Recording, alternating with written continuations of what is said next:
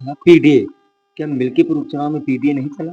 नहीं, पीडीए चला, ये आप नहीं कह सकते कि पीडीए नहीं चला। जो जातीय समीकरण था उन्होंने अपना काम किया। जातीय परिवेश में लेकर के किसी नेता को आप इससे जान सकते हैं कि अगर खब्बू तिवारी जी आए तो उन्होंने किसको प्रभावित किया। अपना ये संवेदनशीलता दिखा करके या अपने रोने की का एक्शन करके ये कहीं न कहीं मतदाताओं की सिम्पैथी गेन करना चाहते हैं, अनुसूचित तबके की सिम्पैथी गेन करना चाहते हैं। विपक्ष के लोग हमेशा आरोप लगाते रहते हैं। एक कोई भी एक बूथ, कोई भी एक पोलिंग सेंटर विरोधात्मक तौर पे ऐसा नहीं प्रतीत हुआ जहाँ ये लगा हो कि यहाँ क्या कहते हैं कोई संघर्ष हुआ हो, जनता वोट डालने में डाल नहीं पाई है तो उसके लिए उसने संघर्ष किया हो। सादर नमस्कार मित्रों, अभी हम जनपद अयोध्या की मिल्कीपुर विधानसभा क्षेत्र में हो। आज तक जो है हमने मिल्कीपुर उपचुनाव की कवरेज आपको दिखाया, जनता ने क्या कहा, और वीडियो देख के आप लोग भी जो है जान ही गए होंगे कि जनता ने क्या बोला था, और आज जो परिणाम आया चुनाव का वो भी आप लोग बेखूबी जानते हैं। ऐसे में आपने वीडियो देखा होगा अरविंद सेन यादव जी का, उन्होंने पहले ही बता दिया था कि कौन जीत सकता है, लगभग जीत का मार्जिन क्या होने वाला है, कितने हजार वोटों से कौन उलटफेर करेगा।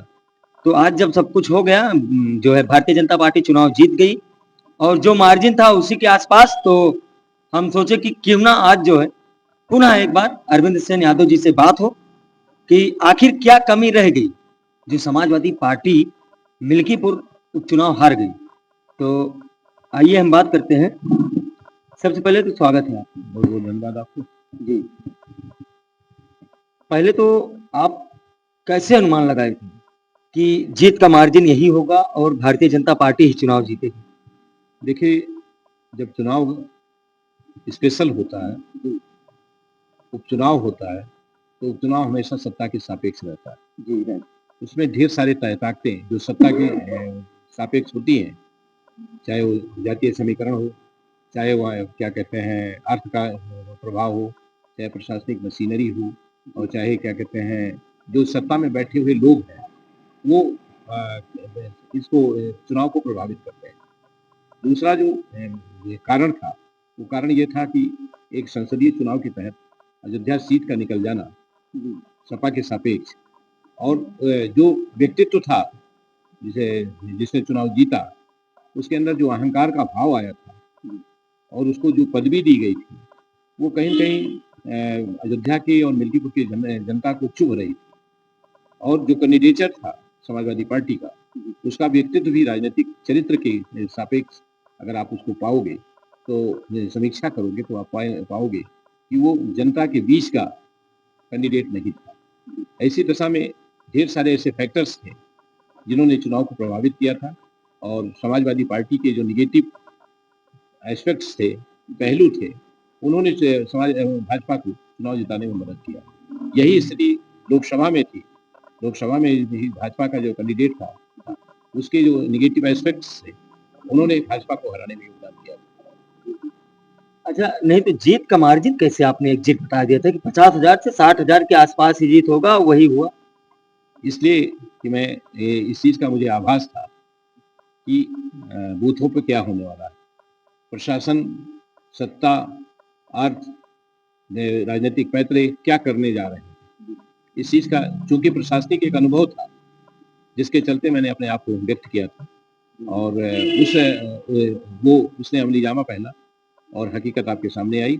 जो मेरा असेसमेंट था, वो प्रशासनिक अनुभव के तले था, इससे ज़्यादा कुछ नहीं कहूँगा। नहीं तो अगर अभी बात की जाए तो 2 रीज़न आप बताइए कि भारतीय जनता पार्टी जीतने का क्या कारण था और समाजवादी पार्टी हारने का क्या कारण? बताया ना आपको कि समाजवादी पार्टी का जो कैंडिडेट था, जो उसका पारिवारिक संसदीय चुनाव जीतने के बाद जो उसका एक अहम पूर्ण वो बन गया था, माहौल बन गया था, घमंडी टाइप का जो एक माहौल था, और जो प्रचारित किया गया एक शब्द राजा शब्द के रूप में, और जो कैंडिडेट आया वो पारिवारिक परिधि में था, उसके अलावा उसका कोई राजनीतिक चरित्र नहीं था, जनता में उसकी कोई क्या कहते हैं पहचान नहीं थी। आज भी कितने गांव ऐसे होंगे जहां लोग उसका चेहरा तक नहीं देखे होंगे। तो ढेर सारे ऐसे एस्पेक्ट्स थे जिन्होंने समाजवादी पार्टी का नुकसान किया, और भाजपा के सापेक्ष सत्ता की ताकत, प्रशासन की ताकत, जातीय समीकरण, बड़े बड़े नेताओं का आगमन और जो ढेर सारे राजनीतिक पैतरे होते हैं प्रभाव के चुनाव को प्रभावित करने का, वो सारे इस्तेमाल हुए, जिसके चलते ये परिणाम आपके सामने है। नहीं तो अगर देखा जाए तो कई सारे दिग्गज नेता लगे थे भारतीय जनता पार्टी को जिताने में। अगर यहाँ क्षेत्रीय देखा जाए जिला वाइज तो जिले के कौन से ऐसे नेता ने जो है अहम भूमिका निभाई है मिल्कीपुर उपचुनाव में? देखिए जिले में जातिवार अगर नेताओं को आप देखेंगे, एक सामूहिक नेता के रूप में आप किसी का नाम नहीं इस्तेमाल कर सकते हैं।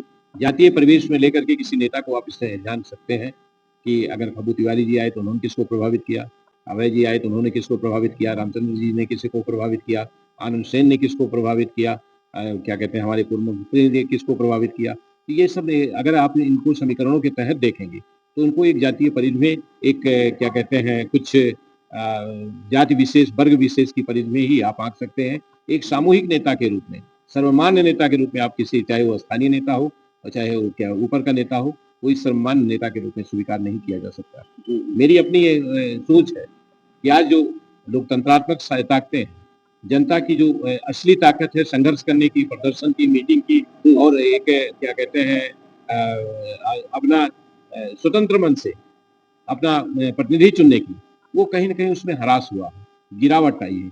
जनता आज क्या कहते हैं स्वार्थों के तले, जाति के तले, अपने मतलब परस्ती के तले और किसी प्रभाव के तले वोट कर रही है। स्वतंत्र भाव से लोकतंत्र का जो स्वरूप था, लोकतंत्र की जो अपेक्षा है कि स्वतंत्र भाव से मतदाता अपना वोट का डाले, तो शायद वो भाव अब मतदाता के पास नहीं बचा है, जिसके चलते अब जो ढेर सारी ताकतें हैं जब वो इस्तेमाल होती हैं तो मतदाता उसी में उलझ करके अपने आप को अपना मतदान करता है, जिसका परिणाम आपके सामने है।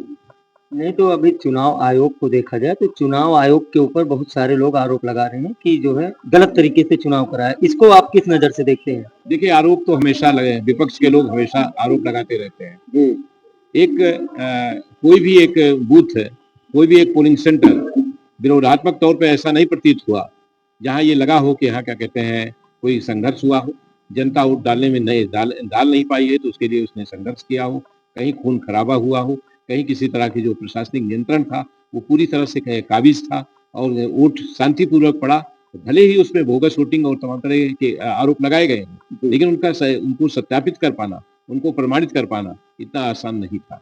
ये लिहाजा जो कुछ भी हुआ है वो ढेर सारे, चाहे प्रशासन का प्रेशर हो, चाहे जाति का प्रेशर हो, चाहे सत्ता का प्रेशर हो, चाहे क्या कहते हैं धन का प्रेशर हो, वो सारे प्रेशर काम आए हैं और जो मतदाता ने उन्हीं दबावों के तले अपना वोट डाला है।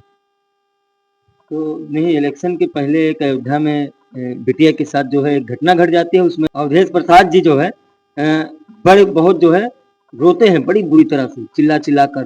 तो इसका मेन कारण क्या है रोने का? देखिए वो बिटिया थी या फिर चुनाव था? देखिए जब आप उनके व्यक्तित्व का आकलन करेंगे तो सांसद बनने के बाद उनमें कहीं न कहीं राजनीतिक अहम आ गया है और वो अहम डे बाय डे आम जनता के बीच में जा रहा था, उनके आचरण में से जा रहा था और उनको ये आभास हो रहा था कि हम सर्वमान्य नेता हो चुके हैं फैजाबाद के, अयोध्या के, जिसके चलते जनता में एक अजीब सी भावना पैदा हुई उनके व्यक्तित्व को लेकर के, उनके आचरण को लेकर के, उनके राजनीतिक चरित्र को लेकर के। और जब उन्होंने ये दलित बच्ची के साथ जो दुर्दांत घटना घटी, उसमें उन्होंने किसी तरह की आर्थिक मदद करने के बजाय, किसी तरह के उसको प्रशासनिक मदद कराने के बजाय उन्होंने जो अपना एक्शन किया, जो एक्ट किया, वो लोगों को उससे वो हंसी के पात्र बन गए। वो कहीं इसके पहले कभी भी जहाँ जितनी घटनाएं उनके राजनीतिक जीवन में हुई होंगी, उन्होंने कभी उसका इस तरह के कोई प्रदर्शन नहीं किया था। ये प्रदर्शन लोगों को उनका दूसरी तरफ से नजर आया, सिंपैथी गेन करने के लिए आया, चुनाव के मद्देनजर आया, चुनाव के तहत आया, चुनावी लाभ लेने के तहत आया।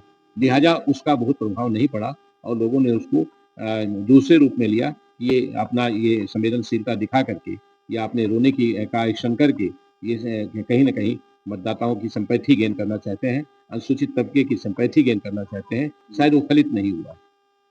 तो पीडीए जो अखिलेश यादव और समाजवादी पार्टी का नारा था पीडीए, क्या मिल्कीपुर उपचुनाव में पीडीए नहीं चला? नहीं, पीडीए चला, ये आप नहीं कह सकते कि पीडीए नहीं चला।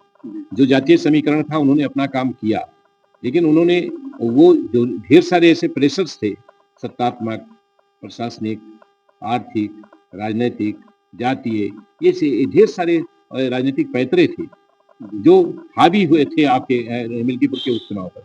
उन्हीं के तहत ये परिणाम आया है।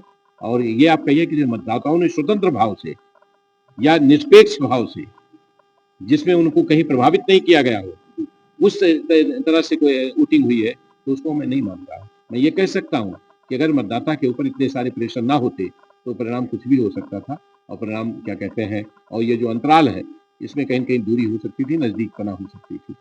लिहाजा ये आप नहीं कह सकते हो कि चुनाव जो है वो पूरी तरह से मतदाता ने अपने मन से वोट किया है। मतदाता ने जातीय समीकरणों में सिमट करके वोट दिया है, अर्थ के तले वोट दिया है, निहित स्वार्थों के तले वोट दिया है, राजनीतिक समीकरणों के तहत दिया है, सत्तात्मक शक्ति के प्रभाव के तले दिया है, प्रशासनिक शक्ति के प्रभाव के तले दिया है। तो इसलिए आप ये एक किसी कारण को नहीं बता सकते हैं, ना कोई एक कारण था, ढेर सारे कारण थे जिसके चलते ये परिणाम आया। एक लास्ट सवाल, सपा प्रत्याशी अजीत प्रसाद जी जो है अपना बूथ हार गए, काफी जो है चर्चा का विषय बना हुआ है। देखिए, उनका कोई अपना बूथ था नहीं। 5 नंबर पे वो रहते थे, एक टेम्पोररी मकान बना करके, जिसमें वो कभी-कभी आते थे। शहादतगंज में वो रहते हैं, लखनऊ में वो रहते हैं। उनका एक क्या कहते हैं, आप एक टेम्पोररी निवास जिसको कह सकते हो 5 नंबर को, वो कोई अस्थायी निवास उनका नहीं है, ना वो अस्थायी वहाँ के बासिंदे हैं।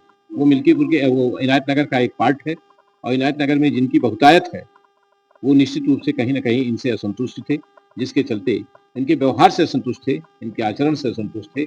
और जो जनता के बीच में जा करके उनकी सुख-दुख में शिरकत करने की बात थी, उनके काम करने की बात थी, उनके अगर छोटे काम थे, उनको निस्तारित कराने से, उनको प्रशासनिक उत्पीड़न से बचाने की बात थी, उसमें कहीं वो कामयाब नहीं दिखाई पड़ते थे, जिसके चलते उन्हें, मैंने कहा ना, उनका राजनीतिक चरित्र, उनकी राजनीतिक कार्यशैली कहीं भी प्रभावशीलता नहीं लिए हुए थी, जिसके चलते वो चुनाव हारे। हमारे सुनने में आया कि अवधेश प्रसाद जी वहाँ आज जहाँ काउंटिंग हो रही थी वहाँ पर दिखे भी नहीं। मुझे तो जानकारी है, वहाँ जितने प्रेस करने वाले नेता थे, जितने इनके बड़े नेता थे, जिनको एजेंट के रूप में, जिनको इनको अभिकर्ता के रूप में जाकर के वहाँ अपना दायित्व निभाना था, शायद ही कोई बड़ा नेता वहाँ जाकर के अपने दायित्व को निभाया हो। और यही मैं कह रहा हूँ कि संघर्ष की जो मादा थी, जो लड़ाई लड़ने की मादा थी, जो क्या कहते हैं बूथों पे अपनी को प्रदर्शित करने की मादा थी, वो मादा, वो संघर्ष, वो क्या कहते हैं लोगों में जो जज्बा था, उस जज्बे का अभाव इस चुनाव में दिखाई पड़ा है, जिसका परिणाम समाजवादी पार्टी को भोगना पड़ा। अच्छा, क्या पहले लोग अपनी हार मान लिए थे इसलिए नहीं गए? नहीं, अपनी हार भी मान सकते हैं, हतोत्साहित भी हो सकते हैं, या अपने कृत्य से का प्रायश्चित कर सकते हैं, कुछ भी हो सकता है। लेकिन ये जरूर है कि या इनके अंदर संघर्ष की मादा नहीं है, इनके अंदर लड़ाई लड़ने की मादा नहीं है, प्रशासन को झेलने की मादा नहीं है, जिसके चलते यहाँ वहाँ ये लोग नहीं है। तो दोस्तों, अभी हमारे साथ में थे अरविंद सेन यादव जी। क्या कुछ कहा इन्होंने, अपनी राय आप कमेंट करके बताइएगा। इसी तरह की वीडियो के लिए बने रहे हमारे साथ एसबीएन लाइव न्यूज। धन्यवाद।